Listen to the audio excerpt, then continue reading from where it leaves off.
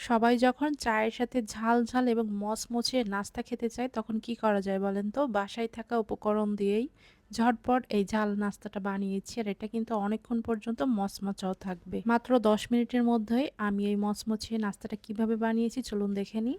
২ টা আলু আমি কুচি করে নিয়েছি, ধুয়েও নিয়েছি, ধুয়ে পানি ঝরিয়ে নিয়েছি। এখন এখানে 1/2 কাপ পরিমাণ পেঁয়াজ কুচি আর ১ চা চামচ লবণ দিয়েছি। দিয়ে এখন মেখে এক সাইডে রেখে দিব। ৫ মিনিটের মতো এক সাইডে রেখে দিয়েছিলাম। আর এর মাঝে কিন্তু আলু এবং পেঁয়াজটা নরম হয়ে এর থেকে এক্সট্রা পানি বের হয়েছে। এই যে দেখতে পাচ্ছেন। এখন এর মধ্যে দিয়ে দিচ্ছি ১ চা চামচ আদা রসুন বাটা, ২ টেবিল চামচ ধনিয়া পাতা কুচি আর ১ চা চামচ কাঁচামরিচ কুচি, জিরার গুঁড়া এবং হলুদের গুঁড়া দিয়েছি। চিলি ফ্লেক্স দিয়ে দিচ্ছি ১ চা চামচ পরিমাণে। 1/2 চা চামচ ধনিয়ার গুঁড়াও দিয়েছিলাম আর সেই সাথে 1/2 কাপ আমি বেসন দিয়ে দিয়েছি।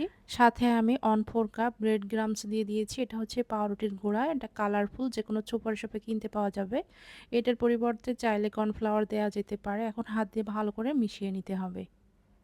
আর লবণটা ঠিকঠাক আছে কিনা অবশ্যই টেস্ট করে তারপরে হচ্ছে লবণ অ্যাড করে দিতে পারবেন। আমার এখানে আর লবণ লাগেনি।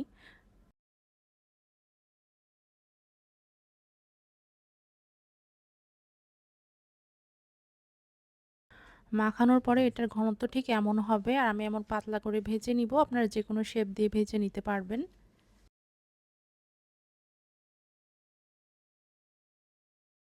চুলার আঁচটা মিডিয়াম টু লো আঁচে রেখে আমি তেল গরম করে নিয়েছি। আর তেলটা কুসুম গরম অবস্থায় থাকতে আমি এই আলুর পাকোড়াগুলো দিয়ে দিচ্ছি। এখানে চাইলে যেকোনো সবজি অ্যাড করা যাবে। এখন আমি চুলার আঁচটা মিডিয়ামে রেখে সবগুলা সোনালী কালার হওয়া পর্যন্ত ভেজে নিচ্ছি। একটু সময় নিয়ে ভাজলে এটা অনেকক্ষণ পর্যন্ত ক্রিস্পি থাকবে। আর আমরা যেহেতু আলু এবং পেঁয়াজটা একটু লবণ দিয়ে মেখে রেস্টে রেখেছিলাম, এতে করে কিন্তু এটা অনেকক্ষণ পর্যন্ত ক্রিস্পি থাকবে, নরম হয়ে যাওয়ার কোনো সম্ভাবনাই থাকবে না। তো আলুর এই পাকোড়াগুলো কিন্তু ঝটপট হয়ে গেছে। আর এইভাবে করে বাসায় থাকা উপকরণ দিয়ে আপনিও চায়ের সাথে এই নাস্তাটা পরিবেশন করতে পারেন। বাসায় যদি হঠাৎ গেস্ট আসে তাহলেও কিন্তু এই নাস্তাটা দিতে পারবেন। খেতে অসম্ভব টেস্টি ছিল। আর এটা যেকোনো সসের সাথে তো ভীষণ মজার হয়ে থাকে। তো আমি বাদবাকিগুলো ভেজে নিচ্ছি।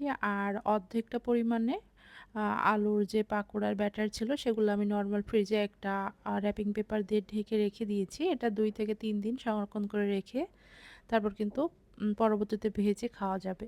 তো আপনারা এভাবে করতে পারবেন। তো সবগুলো ভেজে নিয়েছি, এখন উঠিয়ে নিচ্ছি।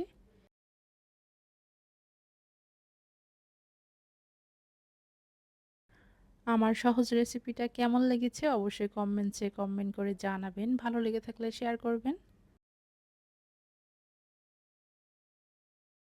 আর এটা এত বেশি ক্রিস্পি ছিল, বানাতে বানাতেই কিন্তু শেষ হয়ে যাবে।